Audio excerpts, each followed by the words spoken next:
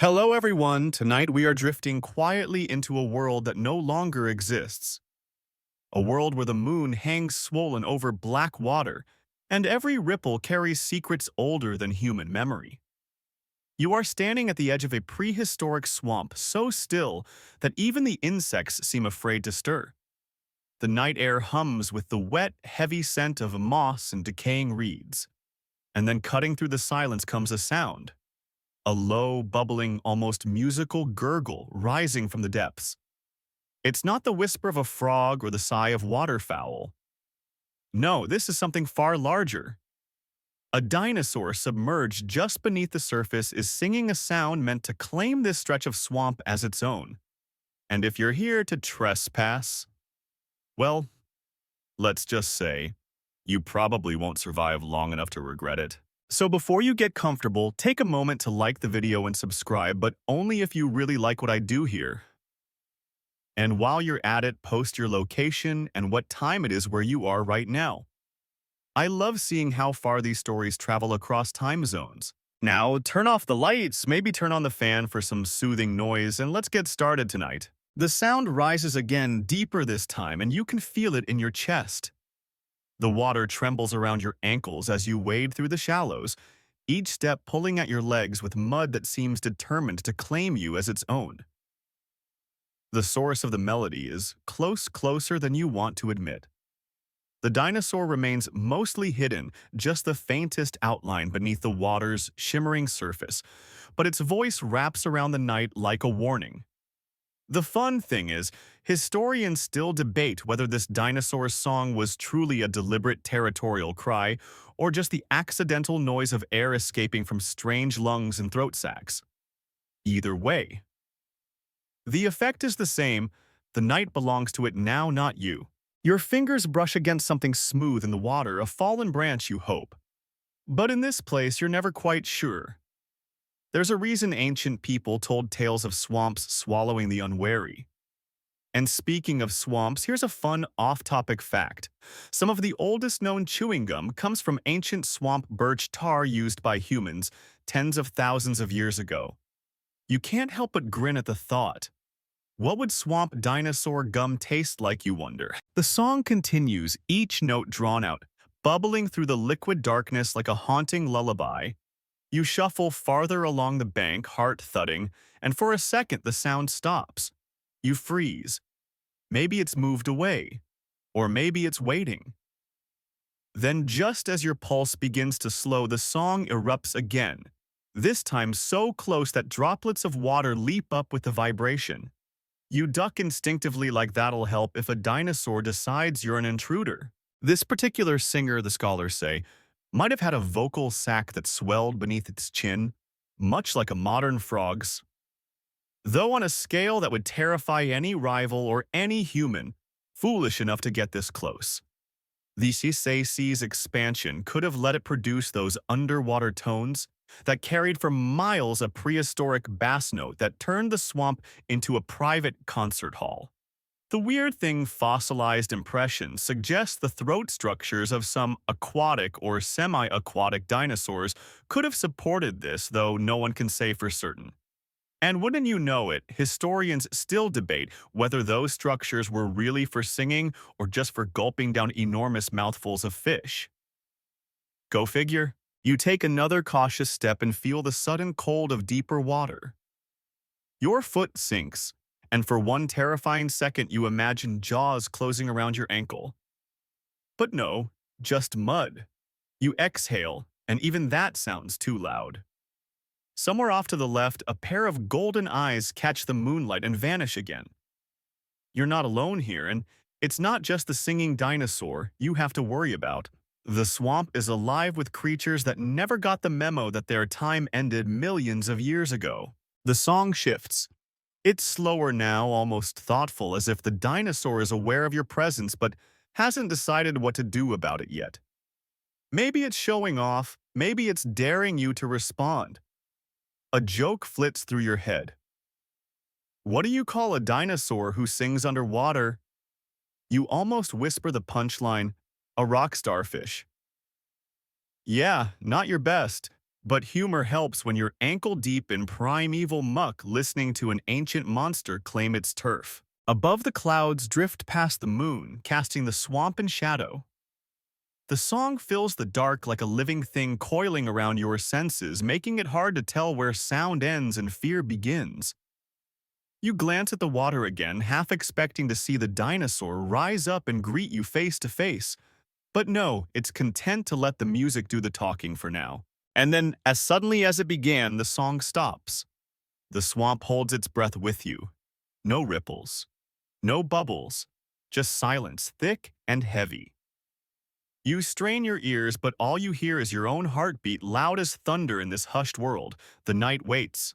The silence stretches long enough that you start to wonder if the creature slipped away without you noticing, but then the water shivers and a single note rises again, lower, slower, more deliberate.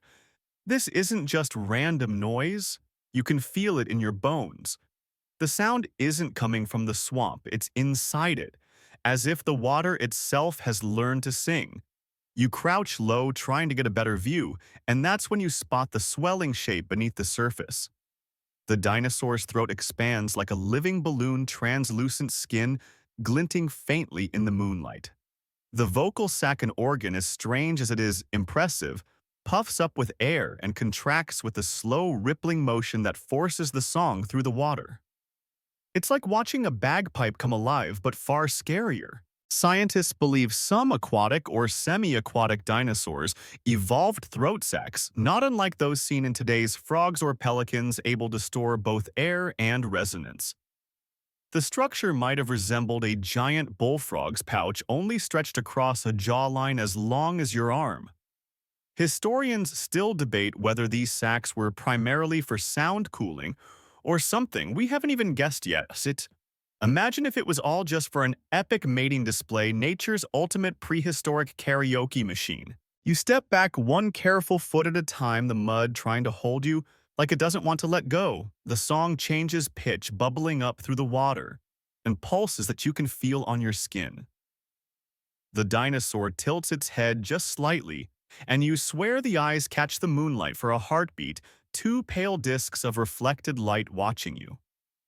The vocal sac deflates in stages, each contraction pushing another wave of sound into the murky depths.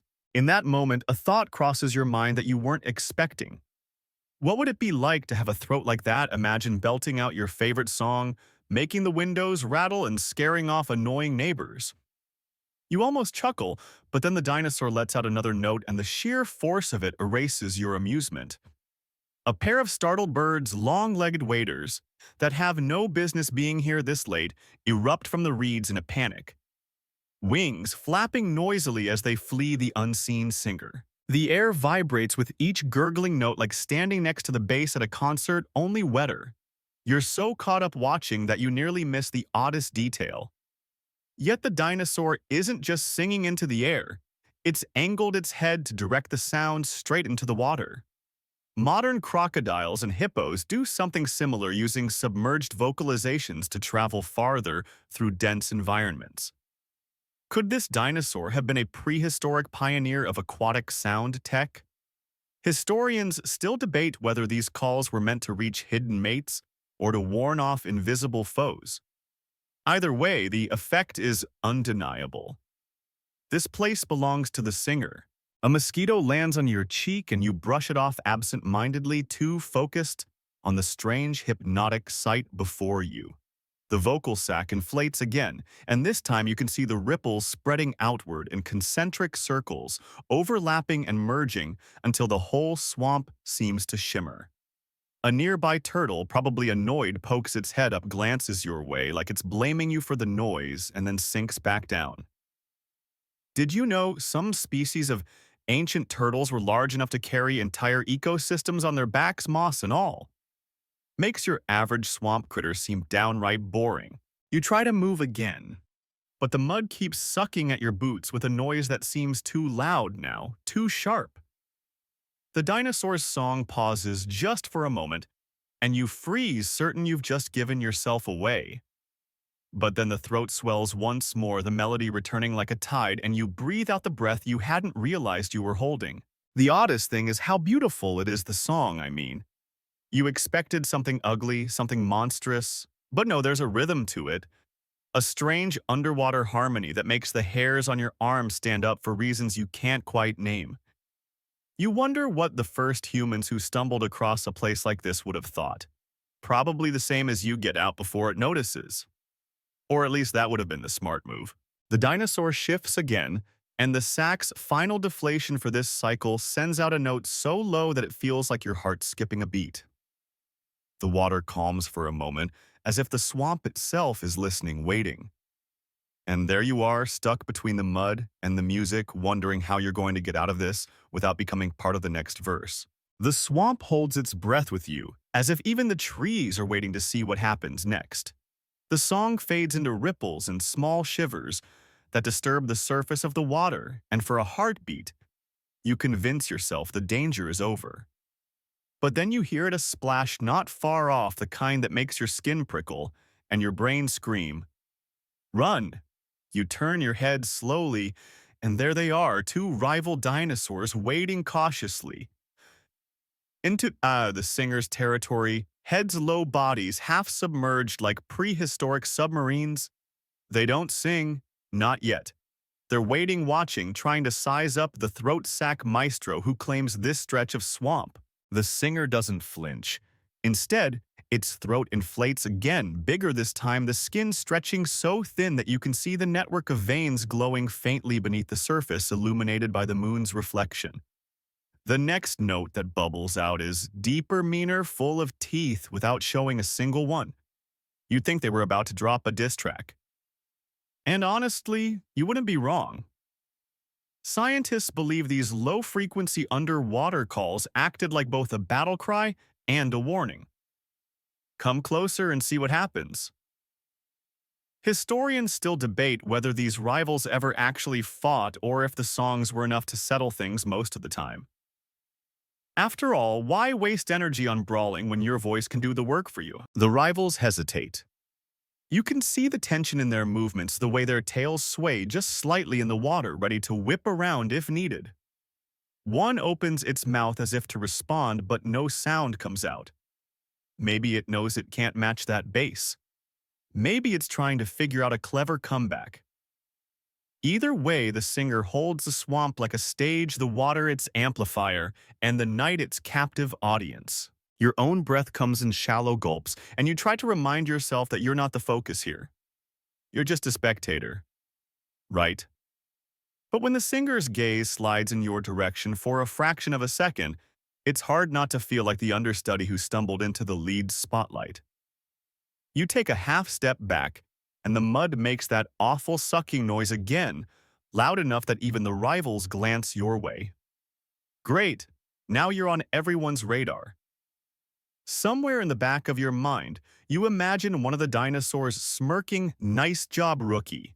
The singer inflates its sack again, and the sound that emerges is almost musical in its complexity. Layers of notes, some so low you feel them in your teeth. Others sharp enough to cut through the night air like a blade. And the water carries it all, spreading the message far beyond the swamp's edge. Other creatures stir. A massive fish thrashes near the bank, disturbed by the vibration, while a flock of pterosaurs takes off from a nearby roost in a flurry of leathery wings. The swamp's usual harmony has been hijacked by the dinosaur's song. A fun off-topic fact for you while you're standing there trying not to panic.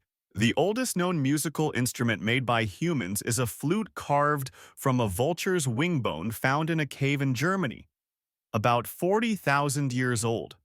Not as impressive as a throat sack dinosaur maybe, but still pretty cool. One of the rivals finally tries to answer, but the sound is weak, a watery hiss that barely carries beyond its own snout. The singer doesn't even pause. Another wave of sound bursts forth, and you can almost see the invisible pressure pushing the rivals back. It's like watching a contest of invisible forces, and you have a front row seat you didn't ask for. The rivals waver, then retreat a few paces, tails dragging through the muck as they reconsider their options. Maybe another night, maybe another swamp, Historians still debate whether these underwater battles of sound ever ended in physical fights. Some think the dinosaurs were content to scare each other off with these vocal displays. Others argue that sometimes the singing turned into biting, clawing, all-out swamp brawls. You're kind of hoping it's the first theory because you're close enough to get caught in the crossfire if they decide to test the second. The rivals linger at the edge of the territory, casting the occasional glance back at the singer, who now seems to hum with triumph. The throat sac deflates slowly, the final note trailing off like the last echo of a drumbeat. The swamp settles again. The singer shifts its weight, turning slightly, and sinks a little deeper into the water, as if confident it has made its point. You exhale, and the breath fogs in the cool night air. The rivals slink away, the water closing behind them like they were never there. And you're left with the singer, the silence, and the pounding of your own heartbeat. Somewhere a frog croaks as if trying to join the choir.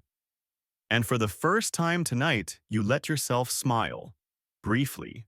The swamp seems calmer now, as if the night itself has sighed in relief at the rivals' retreat. But you know better than to think it's truly over. The singer isn't done yet. The air hums with the memory of its melody, and as you stand there, mud clinging to your boots like the fingers of the swamp. It begins again, this time slower, softer, a deep-throated hum that bubbles through the water like a lullaby for a world that doesn't sleep. The sound feels ancient, as if it's always been here long before rivers carved through the land, long before any map could mark this place. You shiver not from cold, but from the weight of the past pressing in. That song, the one echoing through the night, might be older than the swamp itself. Scientists have proposed that vocal behaviors like these could trace back to the time before rivers formed, when vast inland seas and shallow lagoons dominated the landscape. A prehistoric soundtrack, if you will, playing on repeat for millennia. Historians still debate whether these songs evolved as territorial warnings or as part of elaborate mating rituals, or maybe both. The truth is probably somewhere in between, tangled up in purposes we may never fully understand. The singer's throat swells again, the skin now dappled with the reflected starlight. The note that escapes is richer this time, layered with subtle shifts in tone like an ancient chord. Only the swamp understands. The water carries the sound farther, spreading it across the reeds and through submerged logs. You can almost imagine how it was back then, whole swamps alive with the harmonies of these strange singing creatures, the water itself trembling under the weight of their voices. A prehistoric concert hall, with no walls, no roof, just endless night and endless song. And as you're standing there, caught in the music, a weird, off-topic fact pops into your mind. Honeybees, as small and modern as they seem, have been around in one form or another for over 100 million years. That means they might have buzzed through the air while these dinosaur songs filled the swamps. Imagine a bee trying to compete with that bass line. Poor thing wouldn't stand a chance. You shift your weight, trying not to sink deeper into the muck. The swamp doesn't like to let go of anything once it has a grip. The singer moves too, just slightly, sending out a fresh ripple of sound. You notice how the pitch changes as it turns its head, angling the vocal sac like a living speaker cone directing the melody towards where the rivals had been. The message is clear: don't come back. Or maybe it's just showing off because, let's face it, if you could make music like that, wouldn't you want an audience? Historians still debate whether these songs were as sophisticated as we imagine, or if we're projecting our human love of music onto something that was really just functional noise. Maybe these calls weren't beautiful at all to their own kind, just necessary. But to your ears standing here in the dark, they sound like the voice of the swamp itself, as old as the mud beneath your feet, as deep as the water you're trying not to fall into. The singer holds the final note longer than before, and you swear the ground hums with it. Small creatures flee the vibrations, a cluster of insects rises in a tiny storm above the reeds, and somewhere to your right a fish jumps as if startled by the sound.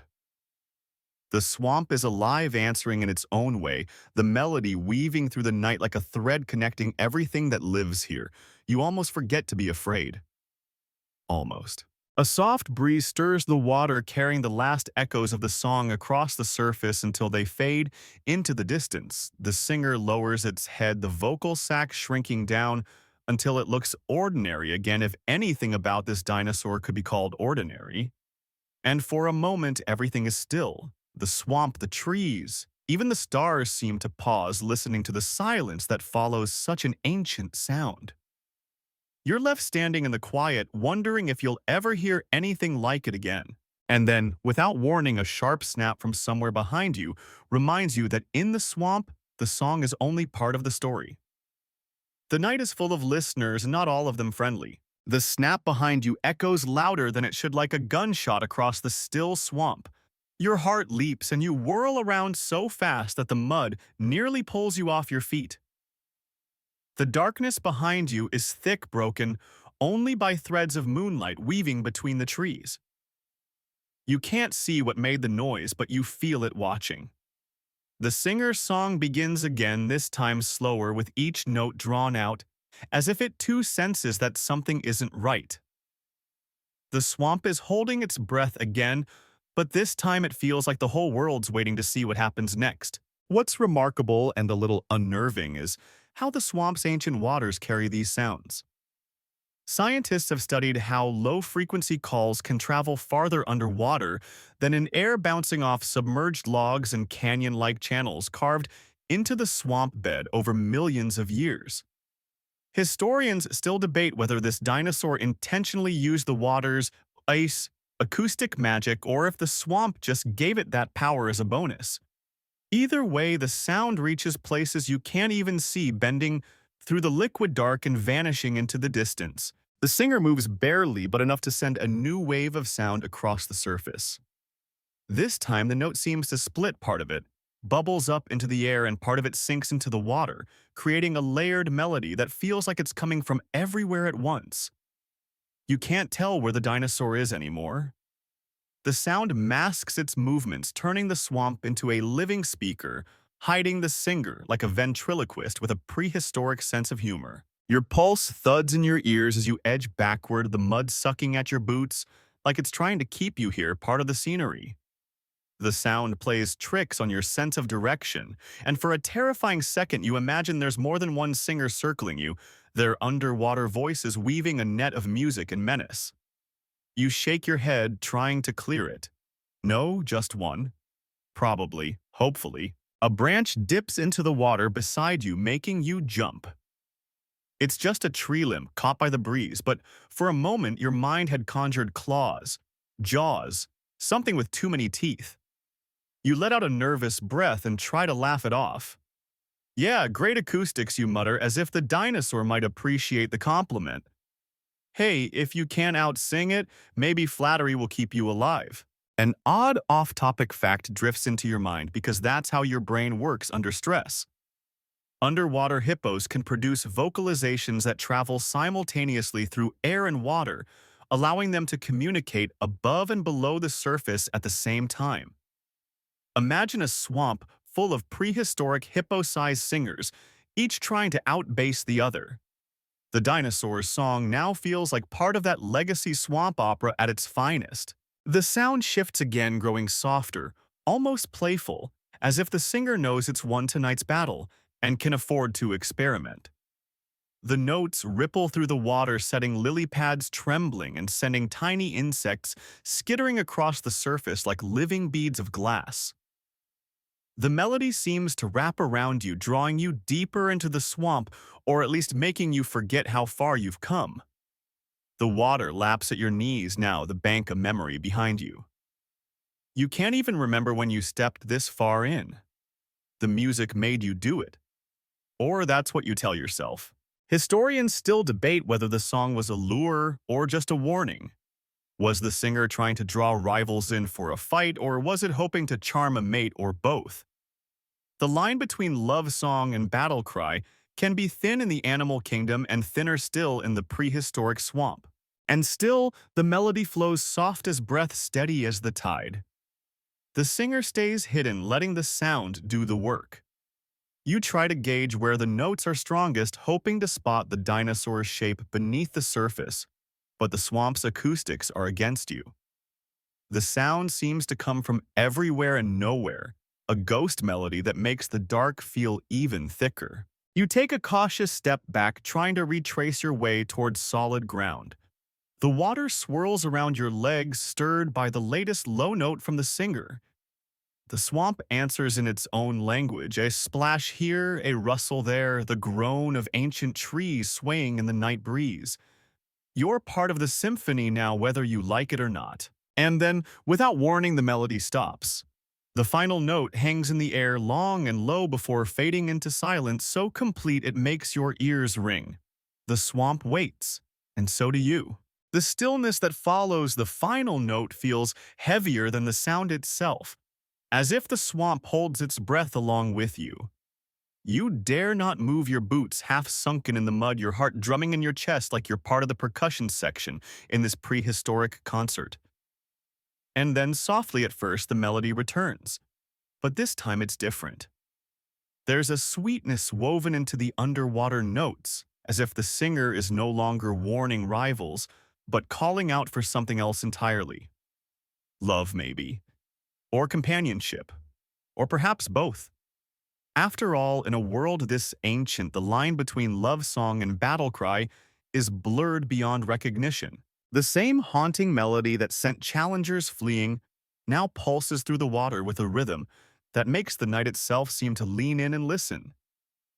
The singer's throat swells again, the vocal sac glistening in the moonlight, and the notes bubble up through the swamp, curling around reeds and lily pads like invisible tendrils. You watch transfixed as ripples spread outward in perfect circles, overlapping, merging, as if the swamp itself wants to join in. Scientists have long marveled at how some modern animals use the same calls for vastly different purposes: territorial defense, mating, even herding their young. Crocodiles, for example, use low-frequency bellows that can both attract females and warn off other males. Historians still debate whether these dinosaur singers had a similar double duty built into their music, or whether we're simply hearing what we want to hear, projecting our own ideas of love and rivalry onto creatures that lived millions of years ago. The singer's melody deepens, the notes slower now, lingering longer in the water, as if savoring each one. And with each note, you feel the swamp come alive around you. Small creatures stir in the reeds. The air seems thicker, richer, as if the song is drawing the life out of the night itself. The water reflects the moonlight in broken patterns like shattered glass, and the whole scene feels surreal, as if you've stepped out of your own time and into the world that belonged to the singers. Somewhere in the distance, another voice answers. Faint, hesitant, but there. You freeze, straining to hear over the pounding of your own pulse. The response is softer, higher in pitch, weaving around the original melody like a counterpoint. The two voices together create a harmony that fills the swamp, a duet as old as time. And for a brief, wondrous moment, you forget your fear. The beauty of it is overwhelming, the music so rich and strange that you feel tears sting your eyes before you even realize what's happening. An odd off-topic fact drifts into your mind, because of course it does. Some ancient cultures believe that music could summon animals, control weather, or even heal the sick. You wonder what they'd make of this duet, whether they'd hear magic in it or simply the voices of monsters best avoided. Either way, you're not about to interrupt. The swamp is theirs tonight, and you're just a witness to its concert. The singer tilts its head, the vocal sac pulsing gently with the rhythm of the song, as if keeping time with the hidden partner's notes. The two melodies weave together, rising and falling, echoing across the water, in patterns so intricate you can't tell where one ends and the other begins. Historians still debate whether these duets were part of mating displays, or if perhaps they were challenges disguised as harmony, too, singers measuring each other, seeing who could hold the longest note, hit the deepest tone.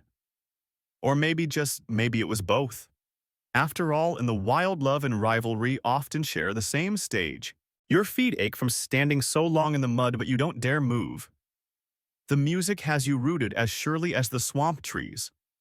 The harmony swells, filling the air, the water, your very bones. And then as suddenly as it began, the answering voice fades, leaving only the original singer's melody to linger in the night.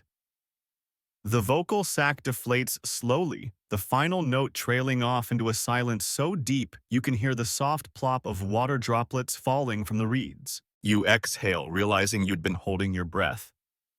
The swamp feels larger now, emptier without the second voice, as if a part of the night has slipped away, leaving only echoes behind. The singer sinks a little deeper into the water, its throat no longer swollen, its song complete for now. And you're left standing in the hush, wondering if you've just witnessed something rare or something that happens every night in places no one dares to go. The swamp seems to exhale with you, as if relieved that the duet has ended, or perhaps mourning its passing. The water settles into soft ripples and the night hums with the quiet left behind. But your mind lingers on the sound, the layered notes, the subtle harmonies, and you wonder, how do we know any of this happened at all? After all, sound leaves no fossils, no tracks pressed into the mud. And yet here you are, standing in the same swamp that once echoed with those prehistoric songs, feeling their ghost notes vibrate through your bones.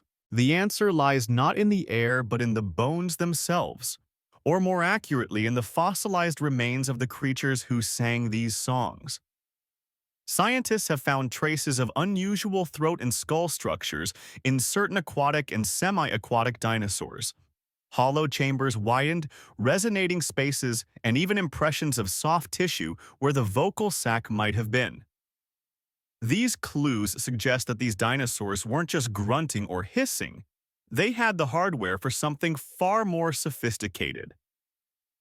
Historians still debate whether the structures were truly for song or for some other purpose, like breathing control while submerged. But the evidence hums beneath the rock, waiting for us to listen. You shift your weight, your boots making that awful squelching sound again. The mud doesn't want to let go. You can't blame it. This place clings to everything sound sent history. As you look around trying to spot the singer again, your gaze falls on a fallen log, half-rotted its surface riddled with holes. And you think of the fossils found in places like this, bones hidden beneath layers of peat and silt, the skeletons of creatures whose songs may have once ruled these waters. An odd off-topic fact pops into your head, because that's just how your brain works in moments like this. Did you know that the first ever fossilized dinosaur bones found in recorded history were mistaken for the remains of giant humans? Imagine explaining that to someone as you stand knee-deep in a singing swamp. Nope, not a giant human, just your average prehistoric crooner. The singer stirs again as if sensing your thoughts, and the vocal sac inflates once more. But this time the melody is different. Shorter bursts of sound, more rhythm than tune. A call and response with the swamp itself, perhaps, or maybe a reminder that this is its stage and you're only here on borrowed time. The notes bubble through the water, echoing against submerged roots and hollow logs, creating a natural amplifier that turns the swamp into a concert hall without walls. You step carefully toward a rise in the ground, hoping for firmer footing, and the mud reluctantly lets go. The higher ground gives you a better view of the water, where the singer's outline is just visible beneath the surface. The vocal sac pulses with each note, the dinosaur's head tilting slightly as it sings, as if testing the acoustics of its ancient home. And you wonder, how many nights did it practice this song? How many rivals did it drive away? How many mates did it call before its voice was silenced by time? Historians still debate whether these creatures sang in groups like a swamp choir, or if they were solo performers, each holding court over its own patch of water. The idea of a chorus of underwater voices is both thrilling and terrifying, a prehistoric symphony that no human ever heard except perhaps in dreams. The singer's final note is low, so low, you feel it more than hear it, a rumble that vibrates through the ground and up your legs. The water trembles, and somewhere, a fish leaps in alarm, breaking the surface in a flash of silver before vanishing again. The swamp falls silent, the performance over at least for now. And you stand there caught between awe and unease, listening to the echoes fade into the night. The silence that follows hums louder than the song itself ever did. You can almost hear your own thoughts bouncing off the trees, carried by the swamp's endless stillness. And then, just when you think the night might finally let you go, there's movement. The singer glides closer to the shallows, its head breaking the surface in a glistening arc. The moon catches the ridges along its snout, and for the first time you glimpse its true size. Massive, ancient, scarred by the battles and nights that shaped it. But it isn't singing now. No, tonight is different. Tonight, a rival has entered the swamp who doesn't care for songs. You barely have time to take a step back before the water explodes in front of the singer. No splash of challenge, no answering melody. Just raw, silent force. The intruder is larger, or at least bolder, and it doesn't waste time with music. The singer's throat sac swells instinctively, but no sound escapes, just a shuddering breath like a note trapped in its chest. This is no concert. This is war.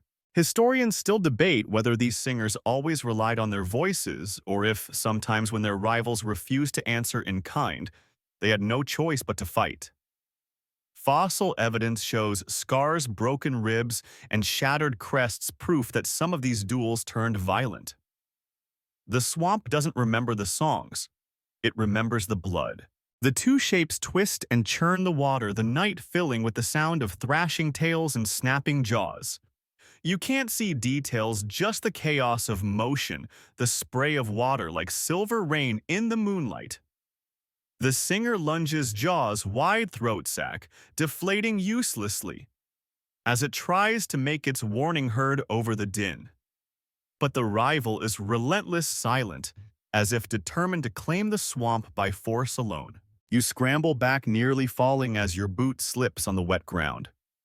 The mud tries to grab you again, but this time you don't let it.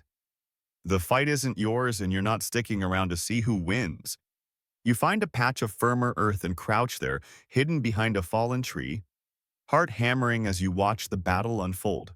An odd off-topic fact pushes its way into your brain because fear does funny things to the mind. The first recorded boxing match in history took place in ancient Egypt over 5,000 years ago. Two men bare-fisted watched by Pharaoh's court. And here you are watching a far older contest, one without rules, without a referee, just survival. The rival clamps down on the singer's flank, and for the first time you hear the singer's true voice, a roar that splits the night, raw and desperate. The vocal sac, now torn and useless, flutters as the sound escapes, no longer controlled, no longer a melody. Just rage. Just pain. The swamp answers with its own noises. The frantic flapping of disturbed birds, the croak of frogs startled into speech, the groan of trees swaying under the weight of the breeze. Historians still debate whether these vocal sacs healed after such fights, or if one lost battle meant permanent silence. The fossil record gives no answers, just bones and scars, and the echo of songs long gone. The fight drags on, a swirling mass of water and teeth, until at last the rival pulls back satisfied, or perhaps simply tired. The singer sinks low in the water, blood and mud mixing in dark swirls around it. The night falls quiet again, except for your own breath loud in your ears. The swamp, as always, endures.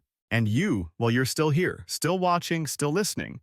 But the music of the swamp will never sound quite the same. The swamp reclaims its quiet like a stage curtain falling after a violent play. The water smooths over, hiding the scars of the struggle beneath its surface. You stay low, hidden behind the fallen tree, barely daring to breathe.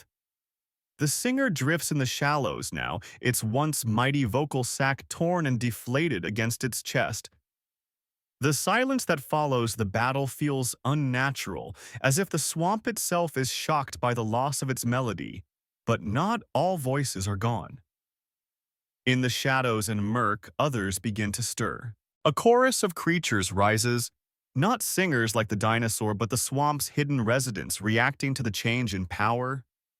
The low croak of giant frogs, the eerie piping of nightbirds, the splash of unseen things too small to fear but too strange to ignore. The swamp chorus. It's as if the creatures waited for the tyrant of sound to fall silent before daring to fill the night with their own noises. The air vibrates with new life, each voice adding its note to the dark symphony. And you still crouch, realize that the dinosaur song was only part of this place's music. Without it, the others step forward. Scientists have long studied how ecosystems react when dominant voices, whether predator, singer, or both, fall quiet. In modern swamps, the absence of an alligator's bellow can change the entire soundscape overnight. Historians still debate whether these prehistoric singers were true keystone species of their environment, shaping not just the swamp's sound, but its balance of life. Did their songs keep smaller creatures at bay? Or did they inspire them to answer? The swamp offers no explanation, only the hum of life filling the void. The singer lifts its head slightly, a weary movement that sends ripples across the water. No song follows. The throat sac trembles uselessly, unable to produce the melody that once ruled this stretch of swamp. And as you watch, you sense the shift, the invisible transfer of power. The rival may have left, but the swamp no longer belongs to the singer alone. It belongs to all of them now. The chorus, the hidden dangers, the countless unseen things that waited for this moment. You shift your weight carefully, trying not to attract attention. The mud grips your boots like it always does, reluctant to let go. The chorus swells louder. A tapestry of sound woven from croaks, splashes, chirps, and clicks. Each voice tiny on its own, but together they fill the night, a reminder that even in the quiet left by the fallen, life finds a way to speak. A strange off-topic fact drifts through your mind, half distraction, half comfort. In some ancient cultures, it was believed that frogs were the voices of ancestors, their croaks messages from the beyond. You wonder what message this chorus might be trying to send. Beware. Welcome, listen. Hard to say, but you're listening whether you want to or not. The singer lowers its head again, sinking deeper into the water, as if trying to hide from the new music of the swamp. The once proud throat sac, swollen with sound only hours ago, trails limply in the water like a forgotten flag. Historians still debate whether such injuries spelled the end for these singers, or if some found ways to recover to reclaim their voices. Fossils don't tell us everything. Sometimes the truth drowns with the singer. You rise slowly, legs stiff from crouching, and take a cautious step back. The chorus carries on undisturbed by your movement, their symphony rising and falling like the tide.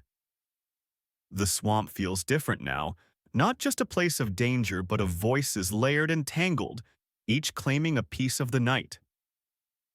And as you retreat towards the bank, the echoes follow, a reminder that no song ever truly fades here. It just changes hands. You pause at the edge of the water, one boot on firmer ground, the other still trapped in the mud's slow grip. The chorus hums on a living fabric of sound that seems to breathe with the swamp itself. But beneath it, so faint you almost think you're imagining it, you catch a whisper of the old melody. The singer's song. Not loud, not proud, just a fragment like an echo of its former self carried by the night breeze. You freeze, listening.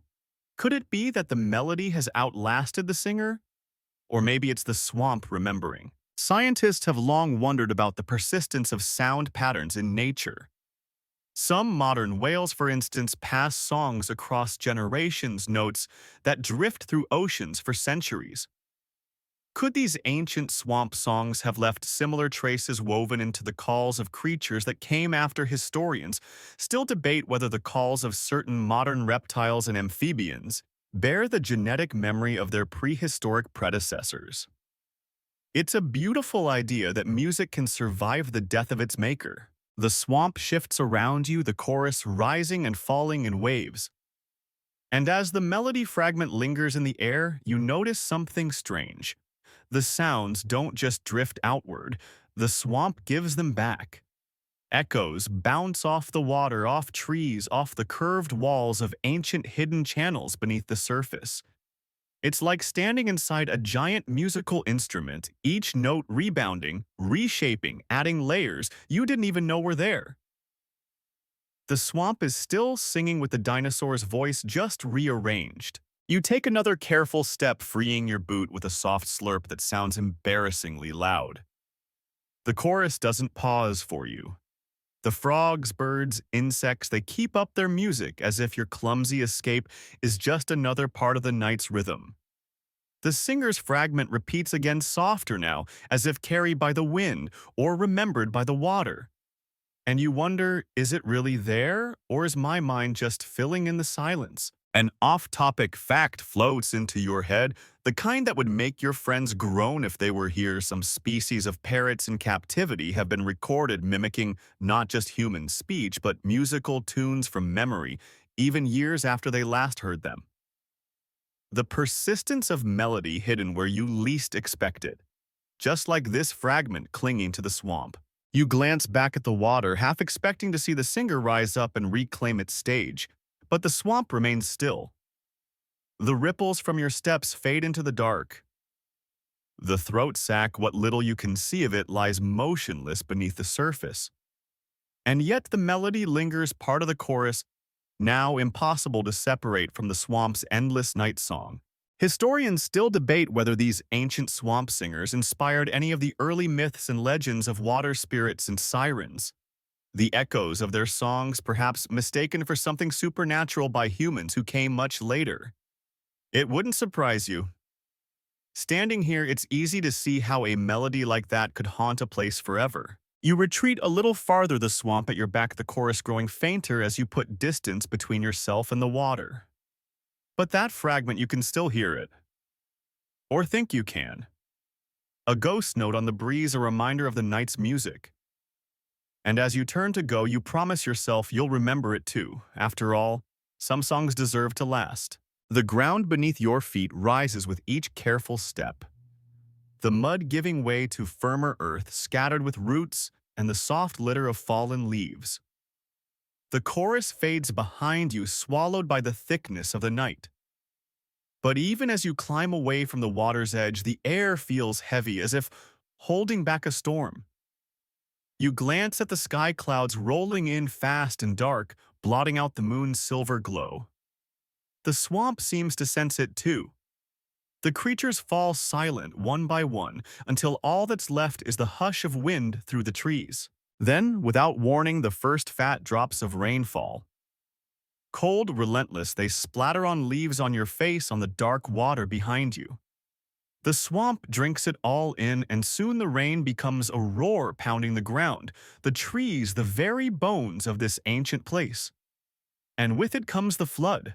Not a gentle rising, but a surge, a wall of water racing down from distant hills fed by rains far upstream. The swamp fills, overflows, drowns beneath the onslaught. Scientists studying sediment layers have found clear evidence of such ancient floods, catastrophic deluges that reshaped entire landscapes overnight. Historians still debate whether it was floods like these that finally silenced the swamp's singing dinosaurs, ending their reign not with battle, but with water's quiet, unstoppable force. The fossil beds tell stories of sudden burials, skeletons tangled in debris, throat sacs preserved in the compressed silt like fragile balloons trapped in stone.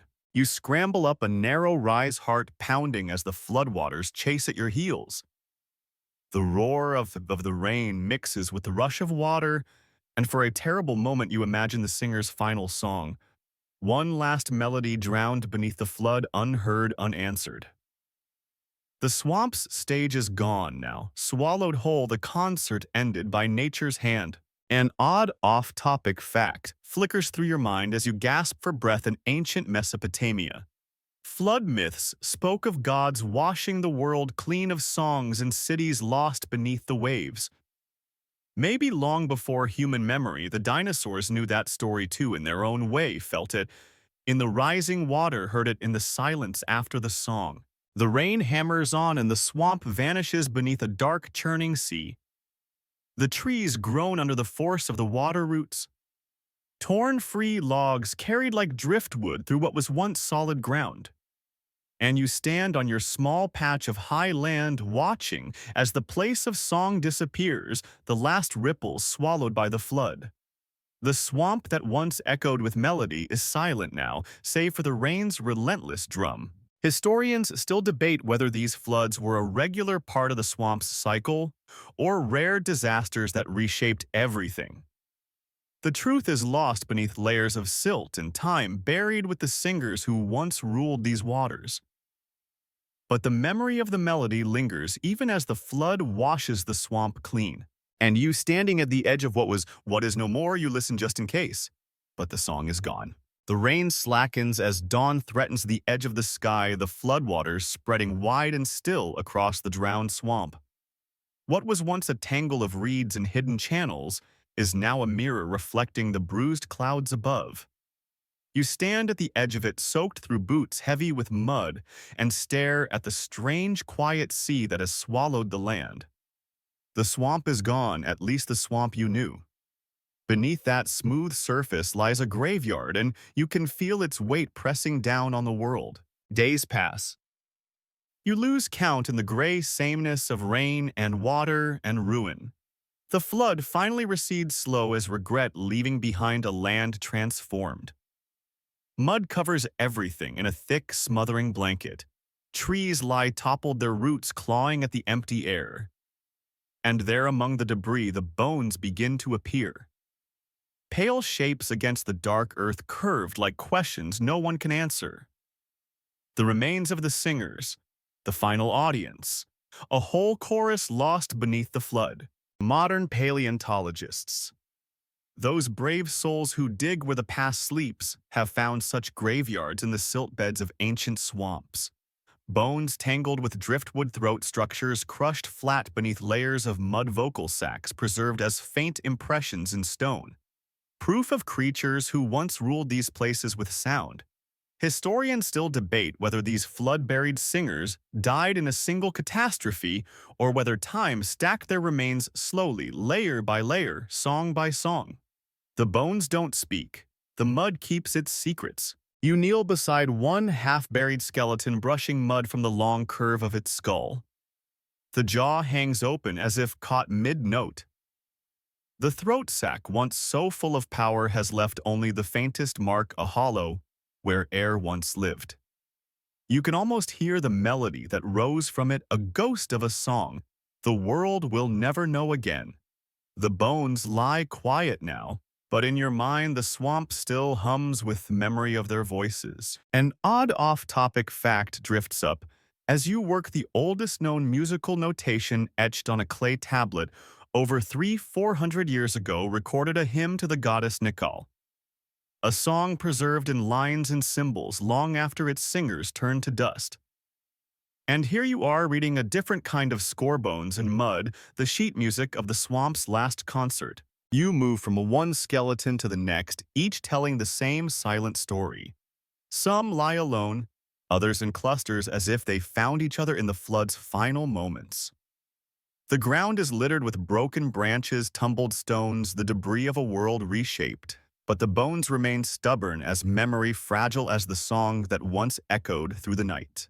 Historians still debate whether the flood marked the true end of these singing dinosaurs, or if small scattered populations survived, their melodies lost only when the world itself changed beyond recognition. The fossils give no clear answer, but as you rise wiping mud from your hands, you promise yourself you'll remember. Someone should. The swamp may have swallowed the song, but you heard it.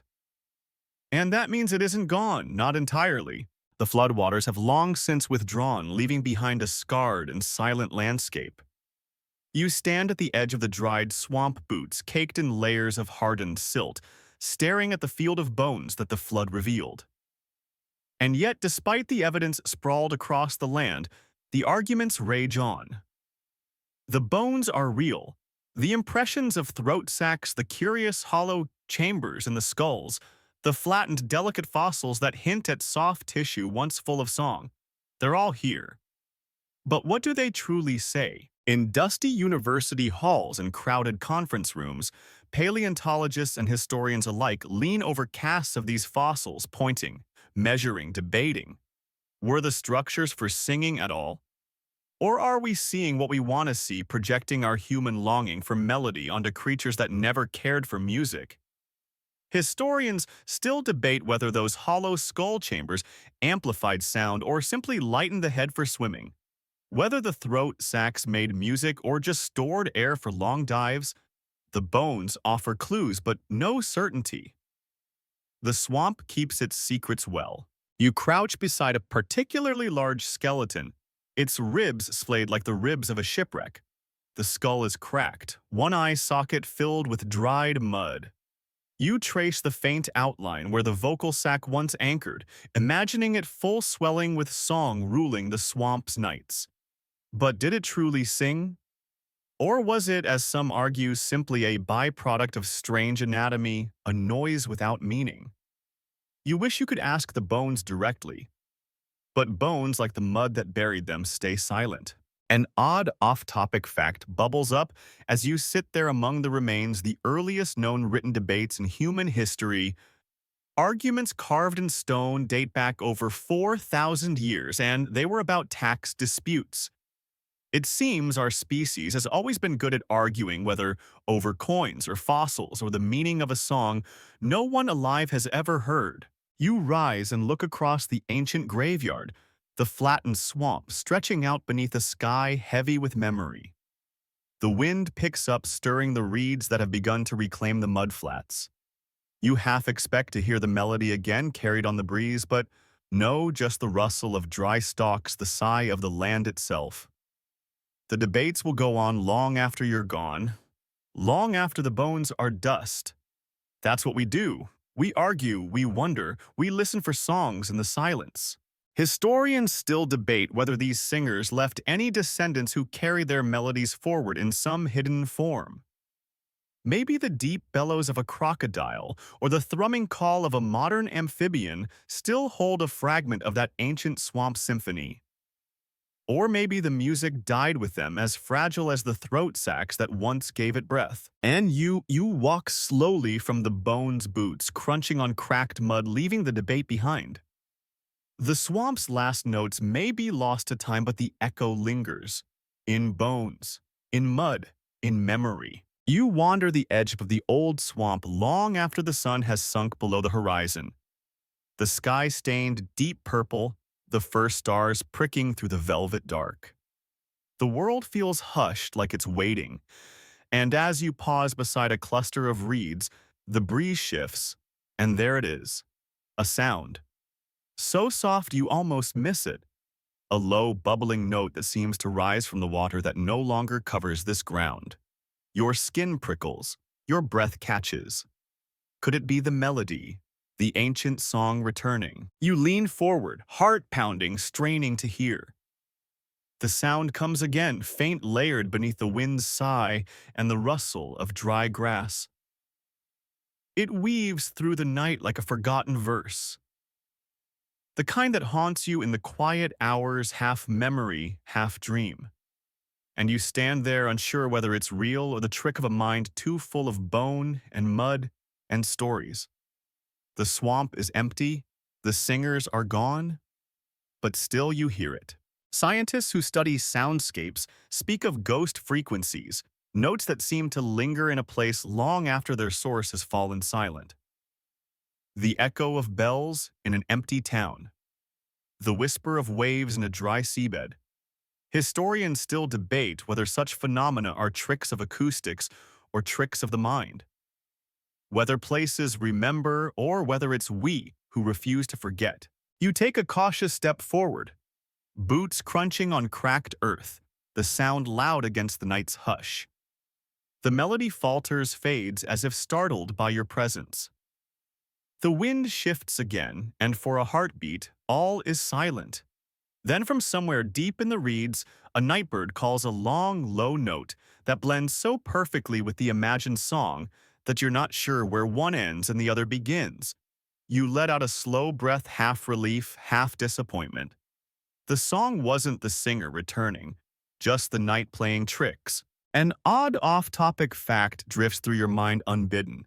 But welcome, some ancient sailors believed that certain winds could carry voices across the sea, messages from lost ships or drowned sailors.